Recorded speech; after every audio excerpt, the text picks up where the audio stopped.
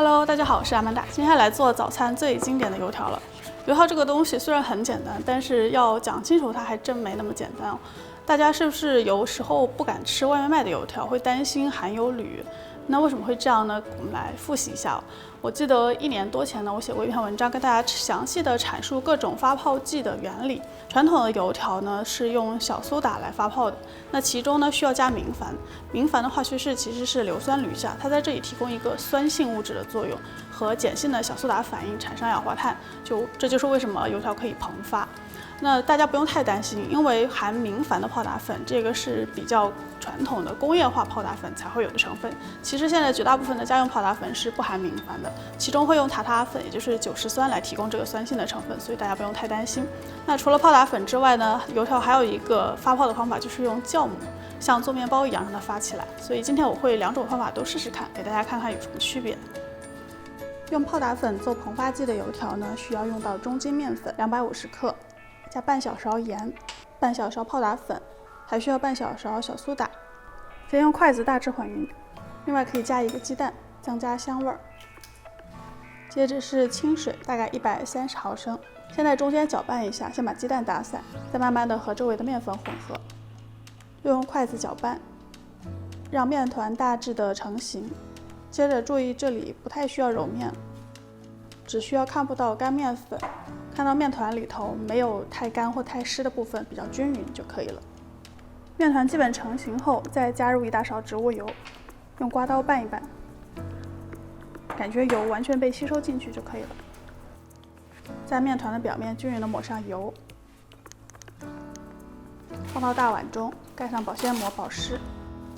现在比较重要的是呢，你需要时间让这个面团去休息，可以室温下放至少1个小时，或者是提前做冰箱冷藏隔夜，这样它才有充分的时间去 relax， 会变得很柔软以及很有延展性。可以试一试拉伸它，感觉非常的轻易。这样的面团在之后炸的时候才会变得特别蓬松。从碗里转移出来，依然是不需要揉面，因为你不希望这个面筋变得很紧张。在操作台上撒一些干面粉防粘。把面团稍微折叠一下，让它形状比较规整就可以了。接着擀成长方形的面片，让这个面片大概厚1公分，宽度10公分的样子。再切成小条，每一条差不多宽度3公分左右。旁边准备好油锅，你需要1大锅油，并且烧热。如果想要长一点的油条呢，就尽量选用大一点的锅，倒上大半锅油。没错，炸油条确实是非常费油的，油温需要差不多180到200度之间。不确定油温的话呢，你可以切1小块边角料丢进去试试，待这个面团可以浮上来，同时周围不停地冒小气泡的时候，油的温度就差不多可以了。接着把刚才切好的面条2两一碟，下锅之前找一个细细的筷子，在中间压一下，让上下2个面条中间有个连接处。接着下锅油炸，注意轻拿轻放哦，尽量不要破坏面条的形状。下锅之前可以捏着2头，稍稍的撑一下，让面条有点拉长，让中间段先接触到热油，再慢慢放下2头。油条下锅的头3秒钟之内不要动它，看它开始膨胀了，就可以拿筷子轻轻的拨弄。但一开始一定要小心哦，因为这时候油条还没有定型，太大力夹的话，它身上就会出现一个凹陷。你会看到油条迅速的在热油里头膨发起来了，就这样不断的让它滚动，直到表面彻底的变成均匀的金黄色，就可以捞出来沥油了。面团中增加鸡蛋会增强它的香味，但同时也会增加它的吸水性，所以凉了之后会变得没那么脆，趁热吃才好吃哦。掰开看看，可以看到里头有非常大的孔洞，是那种外脆内空的口感，非常接近于路边小摊上卖的那种口感。我个人是觉得比买来的更好吃。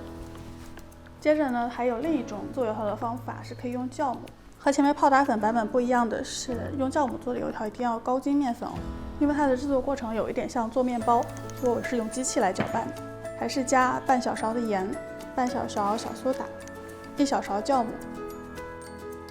先用钩子大致混匀，接着是清水，大概160到170毫升，用钩子搅一搅，让面团基本成型。再装上机器开始搅打，开中低速搅拌，非常类似于做面包的面团。这个面团需要比较柔软，含水量比较高，同时你需要搅拌到面团出筋，低速3分钟左右，感觉面团不粘手了。之后呢，再加入1大勺的植物油，继续低速搅打。不需要像面包那样让这个面团可以拉出薄膜来，但是它一定要有非常好的延展性，就是你可以感觉到这个面团可以拉到比较长。往大碗中倒一些油，揉好的面团放到大碗中，两面翻一翻，让表面都沾满油，盖上保鲜膜，让它发酵。同样也是差不多室温下1到2个小时，或者是可以冷藏隔夜，当面团发到大概2倍的大小。打开来看一看，用手指戳下去，这个洞可以保持不回缩，就差不多了。往面团上打一圈，里头的气体就会全部跑出来，把它从碗中转移出来。同样也是撒一些干面粉防粘，均匀的按一按，还是不需要再揉了，折叠一下，让它形状比较规整，然后擀成长方形的面片。还是准备1大锅油烧热到180、200度之间，面片切成小条，2条叠在一起，用筷子压一下。和刚才不一样的是呢，这个面团它的延展性没有那么强，你索性可以把它切得短一点，这样下锅之后它会变得圆圆胖胖，同时也很适合家里没有特别大口径的锅，或者想要比较省油的情况，可以炸这种短短的油条。一样也是筷子轻轻的拨，让它翻滚。表面均匀的上色定型，就可以捞出来沥油了。这种酵母油条很明显没有刚才的那么膨发，对吧？这是酵母本身的特性，但是通过酵母发酵后的面团会有特殊的香味儿，同时里头也有一点小苏打，会让它吃起来有一点油条特有的碱味儿，而且可以中和掉酵母发酵过程中产生的酸。虽然没有鸡蛋，但是这种油条的香味儿层次会更多，不是那种外脆内空的，里头吃起来是有嚼头，但是很松软的那种口感。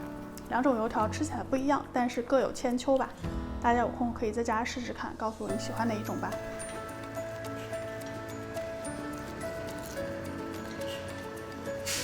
YouTube 的观众你们好，如果还想看我做什么菜呢，欢迎在评论区告诉我。喜欢我的节目或者喜欢我本人，不要忘记订阅我的频道并打开小铃铛哦，每周3都会有更新。咱们下周再见了，拜拜。